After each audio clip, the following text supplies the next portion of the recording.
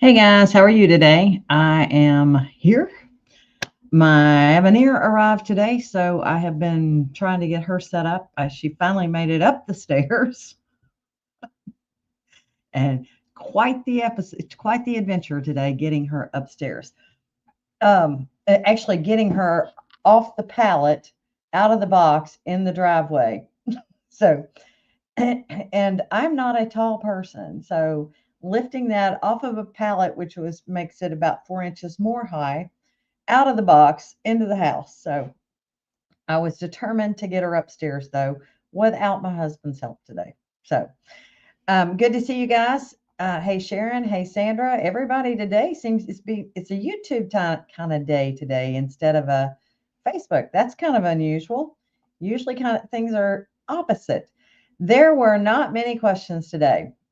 The one that stands out to me is the My Connection question. So on the Avenir, if you have a ScanNCut 325 or a 330D and you bought one of the original ones, they came with one code in the box. Okay. Well, you need another code. So if you're going from a Luminaire or Stellaire to the Avenir, you need another code. How do you get another code? The first thing you need to do is locate the receipt for your ScanNCut machine. If you don't have it, go contact your dealer. These were really the first ones that went out of the gate. So those from like August till April of that first year that we released those models. So find that receipt, okay? Then you're going to get the serial number of the machine itself. I would also get the internal machine number just in case they need it. You'll find that if when you go in and you say, oh, you'll just touch machine number in your settings and it will give you your machine number. Then, so you've got your sales receipt, you've got your machine number, you've got your serial number, contact brother, tech support. That is the route to go. You can do it via chat. That's probably your fastest method, or you can call them and contact them. But you're going to be routed to two different centers first, probably. So I would try the chat first. That's my suggestion to you. That you'll get it they can usually get it resolved once you have that all that information to them within about 24 hours. They have to reach out to Japan to get you a new code, and then you should be good to go. Okay. So yes, lucky for me, we have been waiting for these for 2 weeks. So we have the ones that traveled around the country for your dealers to use that didn't have power in them. So 2 weeks ago, they got power units put in them, and then they got updated to 1.02. So I'm going to play with it in 1.02, and then I'm going to add my 1.03 into it after I've done a few things that I know, but that I want to see how it works and what changes. So that's my theory as to what I'll do before I put in 1.03. The first thing I need to do is get my wireless set up. So I may have to hide my network for a little while. It's not wanting to find me. So even though I said I've got a hidden network, it's an Android thing. That's an Android thing because the Apple brains don't do that. Anyhow, so that was the first thing that came through. Somebody else asked, and it may have been you, Yvonne, about couching. You didn't ask this week, but it was asked maybe a week and a half ago, and I forgot about it. It was while I was gone. How to create couching designs for the embroidery side of the machine. I've done it a few times. I know I've done an episode on this, and I'll show you my process. Yours may be different. If you want to do an outline, it's going to be different. Your stitch width is going to depend on your yarn itself. So based on the thickness of your yarn is going to change how you choose to do this. So I like to do filled couch design. So yeah, good deal, Sharon. So hopefully they'll figure that out. You are the only person I've had that doesn't have the Art Sphere magazine on their phone. That's just bizarre. Before I go into the couching, there's one other thing I saw on the Just Stitching with the Luminaire Avenir group.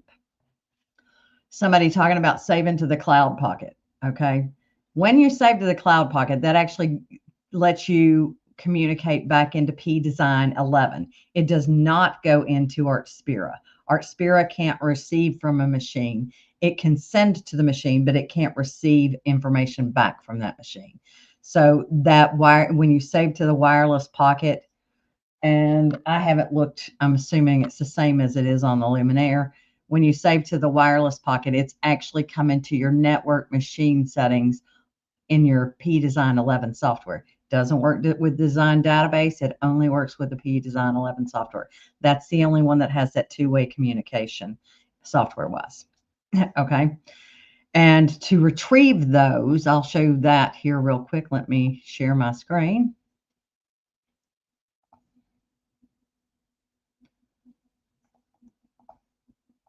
Okay. To retrieve those, you go to your import window over here and you choose network sewing machine. So whatever machines you've added to your P-Design 11 software will show up. If you haven't added it, now my Avenir is not on here, okay, because it's not on my network yet. But my Luminaire, I do believe, is on. And so is my multi-needle. So both of those should be available for us to look at so you can see. They're going to come in as what am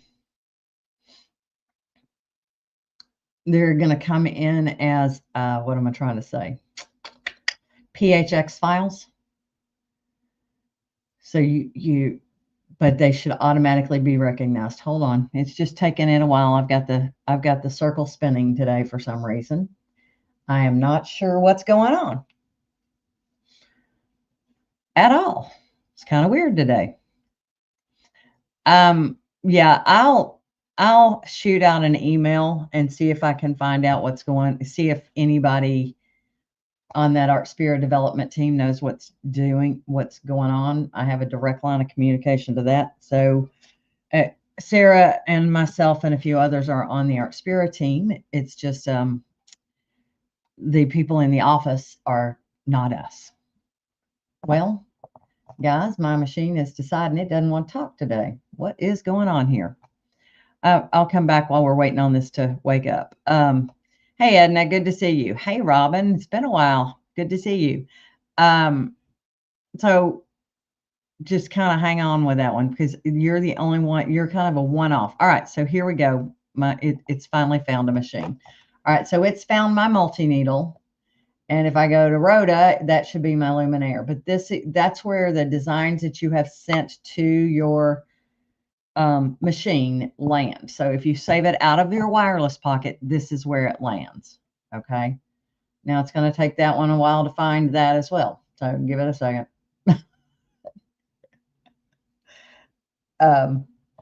Emma is my multi-needle. Rhoda is my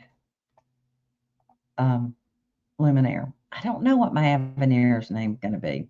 I named those two after my mom and my grandma. Rhoda does it all. That was my grandma. And Emma is my mom. She just liked to watch them embroider. So that's the embroidery only multi-needle. So here's what's on Rhoda. And it allows me to bring those in and just put them on the screen. Okay. So yes, I have actually been playing with some of the crocheted lace designs. So we'll show you what I've come up with here in a little bit. Okay, so let's go back to what I was originally going to do and talk about creating a couching design. So let's just grab a shape. How about a heart, since we are about in the month of love? What you would do is, I'm going to choose no fill. So we'll talk about an outline first. I chose the zigzag stitch. I did not, if I recall correctly, I did not have undersewing on it. And I changed the density way down. Now, let me go to metric because that's what I know.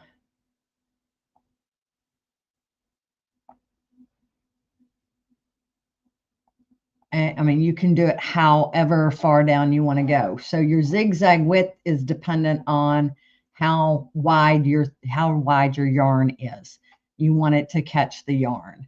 So that's basically the technique that I use. Now, What I like to do personally is instead of doing it as an outline, I like to do a filled one. And to do that, I did a spiral fill, I do believe. No, maybe it was concentric circle. Let's see here. Yes, it was a concentric circle. So then I came in and I changed that center point to where I wanted it to radiate from. So if you don't want it to, if you want it to radiate from the center, you can have it radiate from the center. That is totally up to you. But I reduced that density way, way down to about that. That's pretty good. I know I did an episode on this. And then you hit your select tool. And what I did was I converted it to region to line. So this is going to turn it into an outline. Now I changed that outline stitch back to a zigzag, and there you go. So that's got my, that will take care of the couching. Now, I am not crazy about the way that ended there. Let's try and check that to blunt points and see if that does better. That definitely does better. So instead of having points, I've got blunt ends now. But that will give you a couched look. And depending on where you have it radiating from, depends on what it looks like. I did that with flowers. So I did a flower. Where's my flower? Right here. And let's turn off the outline again and convert your region to line. So if you want it to start from the center, you can start it from the center. If you want it to start from a side, you can start it from a side. We're going to convert region to line, and then you're going to change it to a zigzag. And that zigzag setting that we set there is what you'll get. Okay? So you may have one area that's a little heavier than the other, but you're not really going to notice it. You can take this down if you want to take it down to 1.5. That'll work as well. It doesn't have to be super, super dense. But it does have to catch the yarn. So it depends on, the catching of the yarn and how it looks depends on how wide you make your stitch and how far apart you want your rows. So these are going to be the rows are going to be right next to each other. And if you feel like you need to adjust something, you can always come in and make that go right there.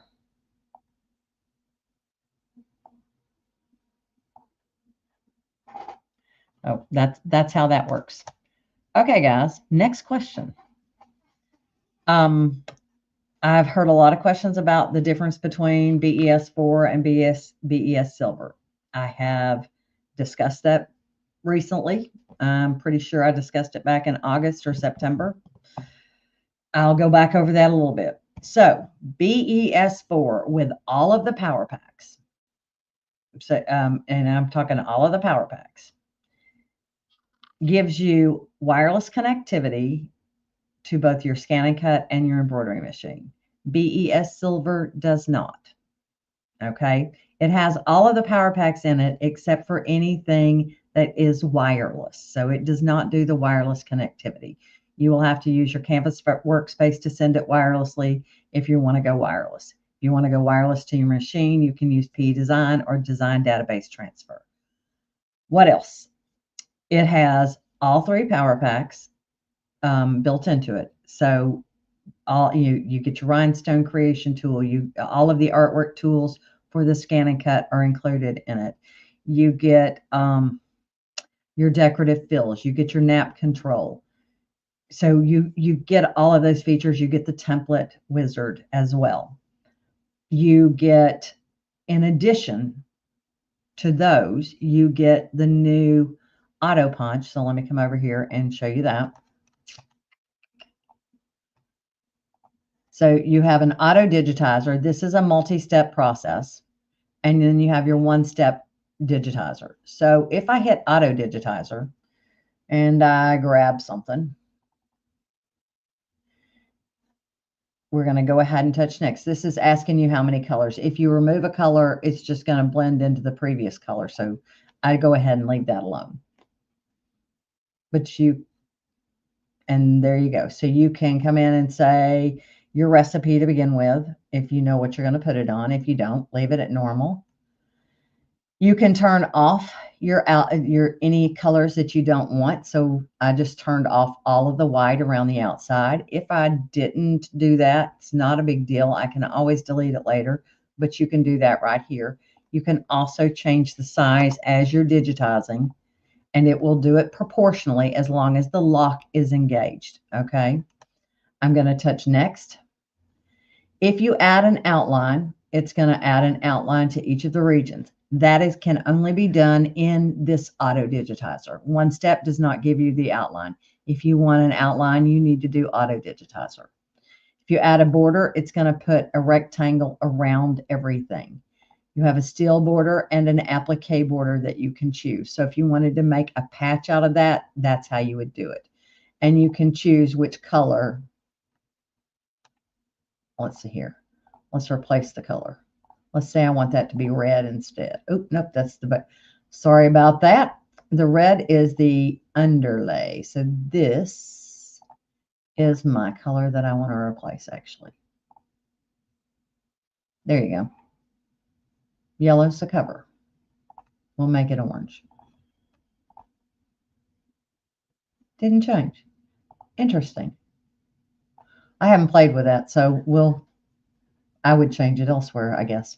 But I don't want a border. So let's go ahead and touch next. You can see you have an outline around everything, and you can say finished. So it gives you that auto digitizer. Now, it also gives you the ability to optimize the sequence of that stitching so that it doesn't hop from one place to the other. If you touch optimize sequence, it will optimize the stitching order of those elements. So if we did that same thing, we can also, let me put it on 3D draw here for you to see, and let's zoom in. If I select the orange and let's say I wanted a different stitch type than smooth, I can come in and change my stitch types to other items. So it does have that same capability as you can do with your text. You can change the stitch type, you can change the underlay, you can change the pull compensation.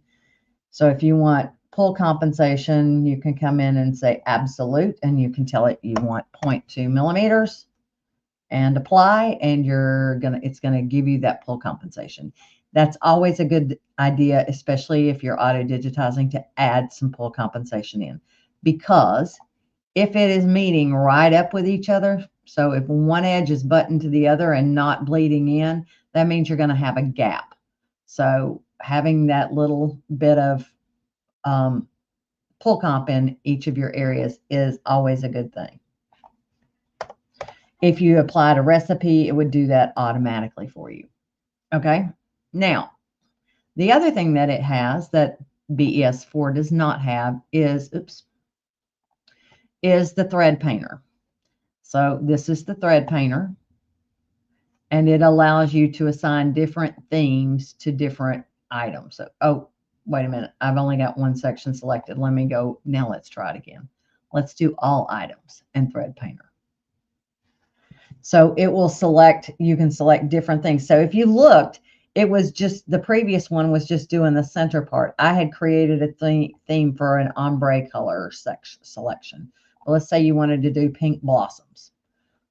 Now, that truly turned that, whatever this is, bear into an ugly thing, but you get the idea. That is really fun to play with decorative fills. It's fun to, so let's see here. Let me go add a design, and let's say we want to grab this shape. And you want your shape to be converted. So if we go to our Tools tab and we say Convert to Decorative Fill, we'll put a steel outline around it. There you go. So you have different decorative fills that you can select from. We got a few new ones in here that weren't in the previous version. But let's say we want to do Valentine's Day hearts. There you go. Now, let's go back home, and then let's do the thread painter. So now you can see I've got the ombre color theme in here, but what if I want to do playful?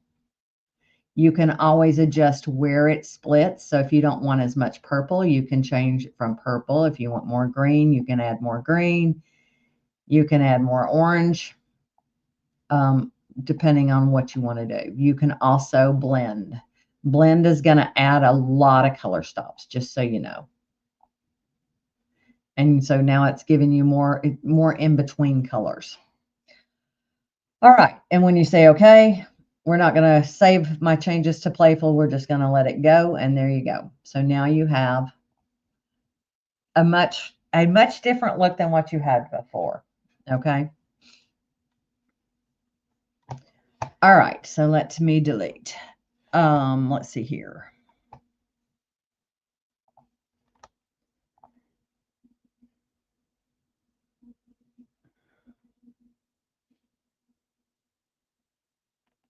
Diane, I don't know. I've never seen that happen. Can you send me that PHX file so I can figure out what's going on? So, because I'm not sure. If it's text, it sometimes does weird things, but overall, I've never seen it scramble, so I don't know. Yes, it does have wireless capabilities to the Stellaire. Not in version 10. P Design 11 has the wireless capability. P Design 10 does not. Okay. The scan and cut button, you have to color code your design for it to recognize it. Now, I can't, what am I trying to say?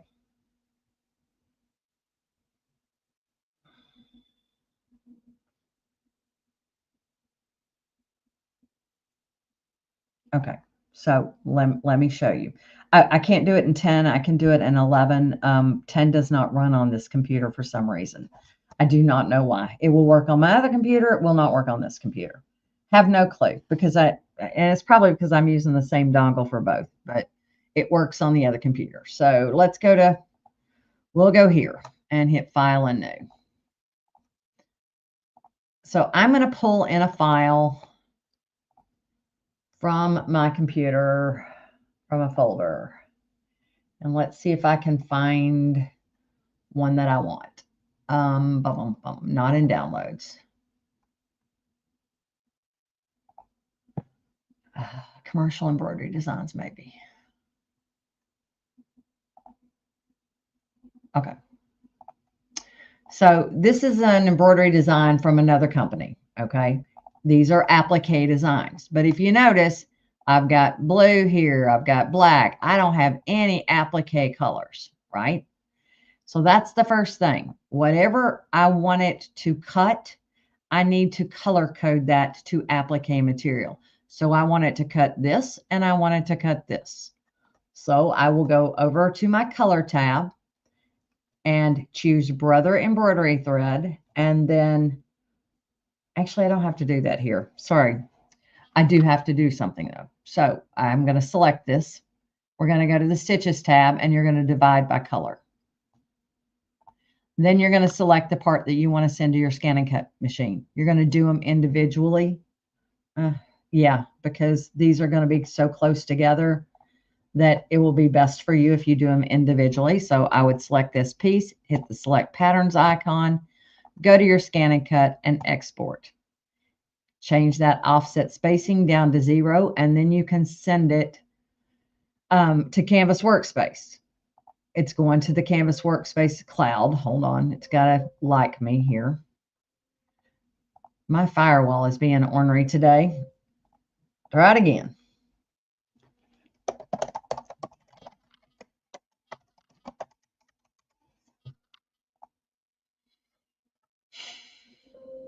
Okay, so now it's going to ask me if I also want to send it to my ScanNCut. I would say yes. And you have to have your ScanNCut connected to Canvas Workspace in order for that actual activity to work. So then you would go and retrieve that. After you've retrieved that one, select that, go to your ScanNCut tab, export. Once again, take that offset spacing down to nothing.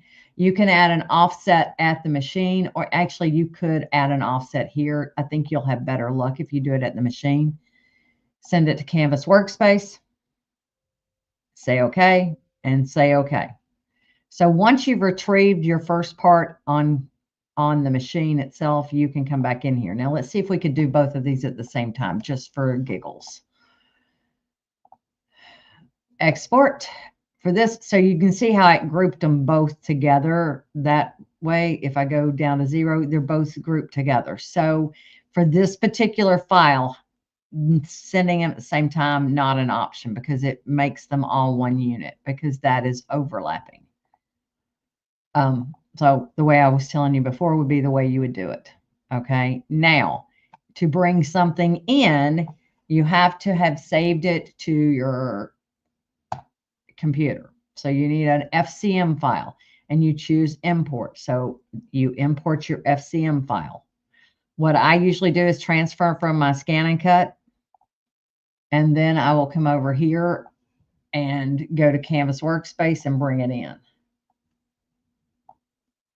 So there's my file from my ScanNCut. Now you can work with it and play with it. If you want to turn that into an applique, you can do your applique wizard, but you're going to want to ungroup first on 10, if I recall correctly. So let's try this part.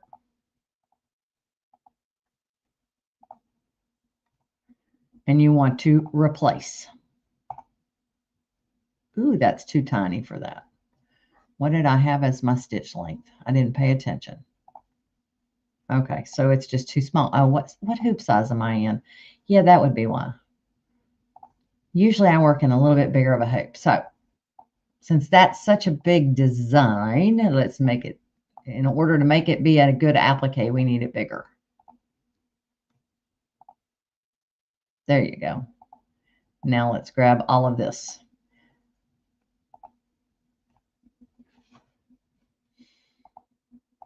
There is one thing I need to do here. I have a hole here and I have a hole here, and those have not been set. So in order for that to work, I need to select those and then my E here. And we're going to go into shapes, and we're going to put a fill stitch on them. And then we are going to set hole sewing. Modify overlap on the home tab, set hole sewing. Now when I do my applique wizard, why is it not giving me that little message? Just grab the outside. There we go. So if you have everything selected, it's going to think you just want it all. So just grab the outside part of it, applique wizard, create an applique with hole sewing is what you want. That turns that stitch in the center here the correct direction. Otherwise, instead of this being caught, it would be opposite. Your outline would be here. It would be thinking you're grabbing fabric in this side, and you don't want fabric in there. You want that to be a hole. Same thing with the E. You wouldn't have special applique fabric in there. Your applique fabric is the outside part of that E. All right, DJ.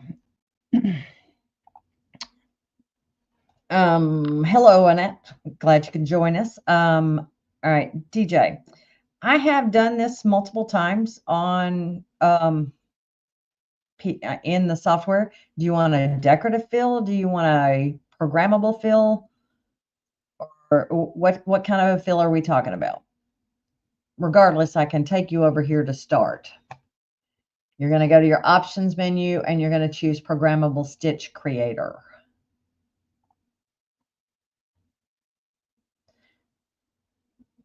Okay, so when you come in and you go the application key, you choose New Fill Stamp Pattern. You can turn on your grid if you want or leave it off. That is up to you. I'm going to turn mine on because we're going to just make a quick one. So let's say I want a diamond in a square, or square in a square. We'll technically call this. You simply left click around. Don't get real detailed with these because they are actually very small when you stitch them out. Now, that's just going to be, it's going to weave that pattern into, I'm trying to get my select tool. It's going to weave that pattern into a satin stitch. Okay. I'm going to save this as it is first, and we'll do a save as, and I'll just save it. Where is this going?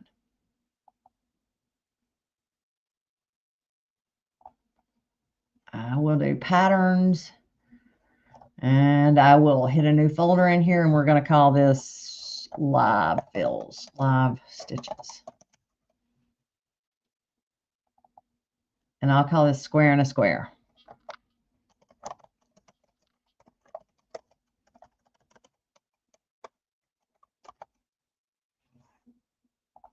Okay. So now if I go back to PE Design and I do new, we're not going to save anything, but we do want to refresh. So I'm going to go Control R on my machine here, and that should refresh me. Let's come in and just grab a shape. And we'll come in and choose Programmable Fill Stitch. Go to your sewing attributes and then come down here where it says Programmable Fill Stitch. Grab it, and now let me find that one. I put it in my patterns. So let's see here. Go to your C drive, Program Files, x86, Brother, P Design 11, Pattern, Live Stitches. There's my square and square. So now if we look at this in realistic preview, you will see, let me change my thread view. Hold on. I think I did photo stitch last week. So yes, my thread is thinner. So you can see how that pattern has been woven in there. Now, if there is an angle that goes in the angle that the stitch is going in, it's going to disappear. So to get that to appear, you want to change the angle. So now you can see you have your square and a square. Kind of weird looking, but you do have it. If you want it as a stamp, you can do region engrave and region emboss. Engrave is going to be red. It's like digging a grave. It's going to dig things in. Emboss is going to fluff up. So it's going to be the boss. It's going to stand on top. So I've got red in my center here. I've got blue on the outsides. Let's save that as square.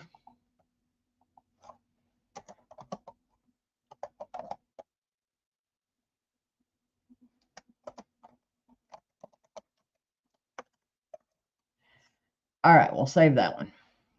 Now, let's come back over here and look at that again. So if we come back in and grab this, now let me pull this back over here. Let me find my mouse. There it is.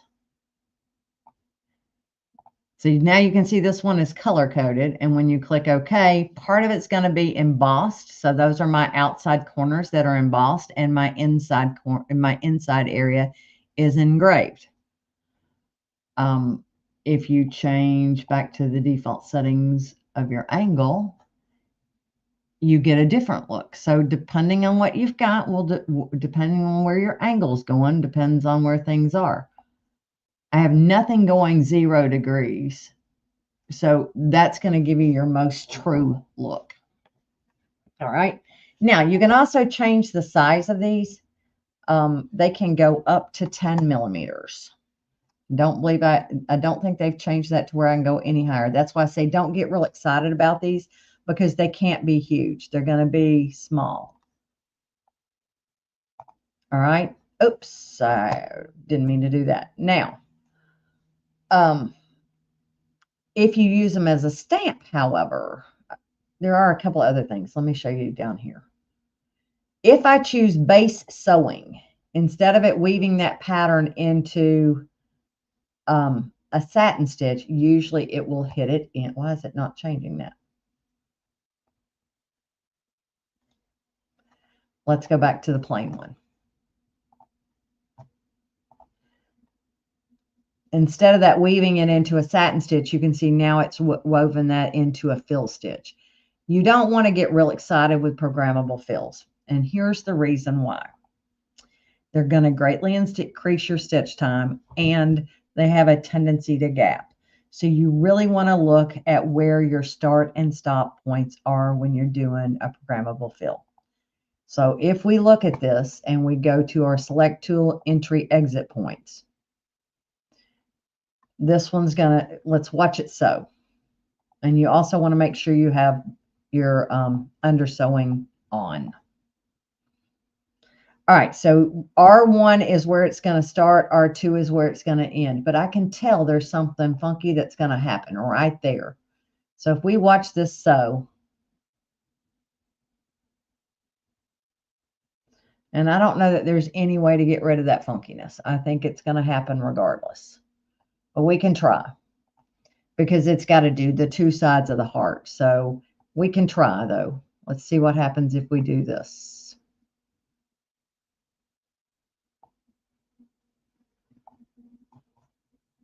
And maybe if I change my angle. It's all right. So now let's see it.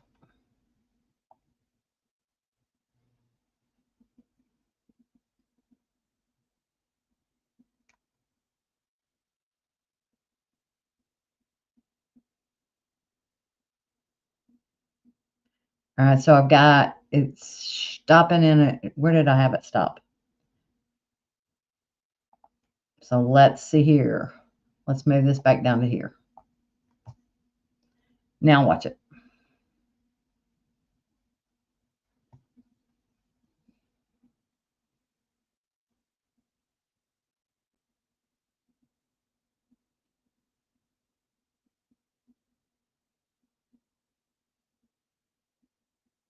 So yeah, that takes away that little break just by changing the angle and changing the entry and exit.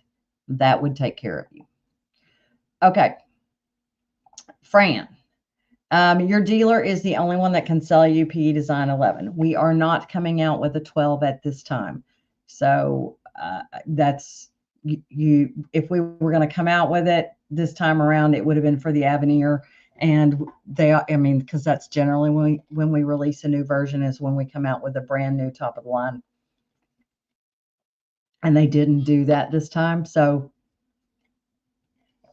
you're good to go. I mean, I would go, if you want 11, then I would go ahead and go get it. But a dealer is the only person that can sell it to you, and it is an in-store purchase.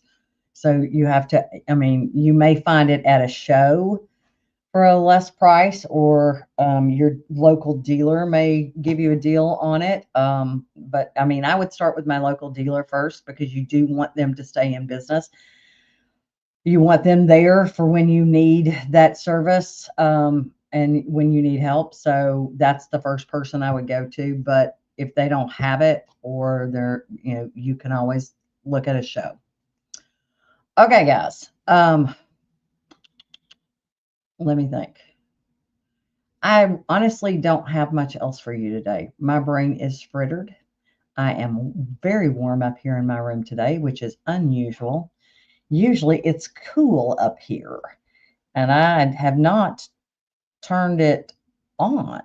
I mean, I haven't turned on my heat today, so kind of interesting that it's that warm. If you have another question, pop it in now, because I think I have answered all that have come my way lately, except for Sandra. I have not forgotten about your question, but I do have to have time to sit down and play with yours.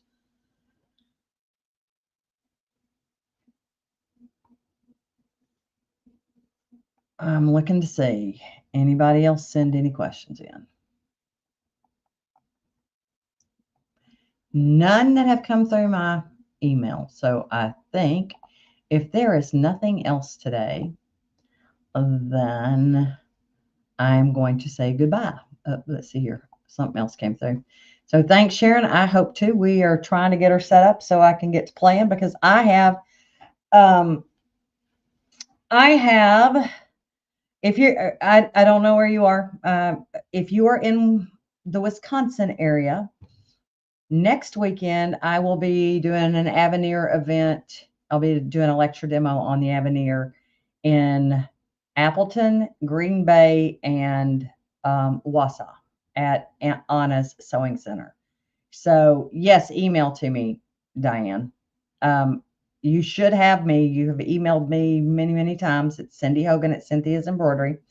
Fran, yeah. Do you have any shows coming up? Where are you located? And I'll see if I can find a dealer for you.